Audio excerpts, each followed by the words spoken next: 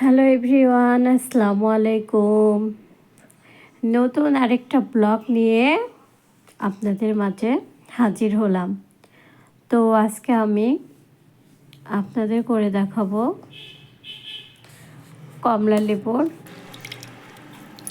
জুচি জুচি jelly pudding. তো এখানে আমি প্রথমে বড় সাইজের কমলা তিনটা কমলা আমি এখানে চিপে চিপে রস বের করে নিচ্ছি। এবার আমি সেই রসের ভেতরে পরিমাণ মতো চিনি আর আমার যে জেলি পাউডার আছে, আগার আগার পাউডার, ওটা আমি 1 চামচ দিয়ে নিব।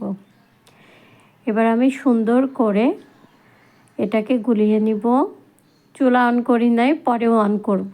আগে সুন্দর করে গুলিয়ে নিয়ে অন করব, নয়তো এটা দলা পেকে যাবে আর ভালো হবে না।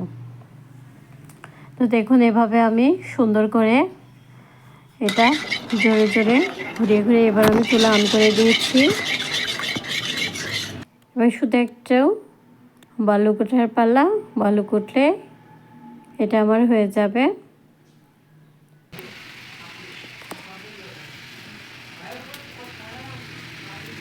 তারপরে এটাকে আমি ঠান্ডা করে নিব, নিয়ে প্লাস্টিক, স্টিল বা যে কোনো পাত্রে আপনারা এটা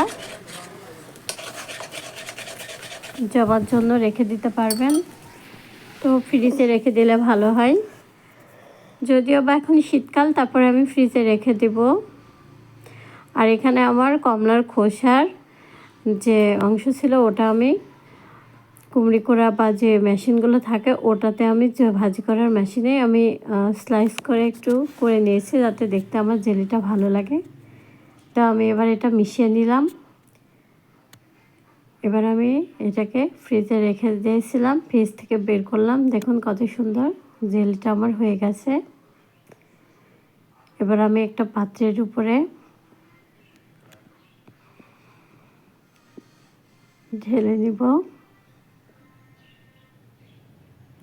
এবার কেটে টুকরো টুকরো করে নিব।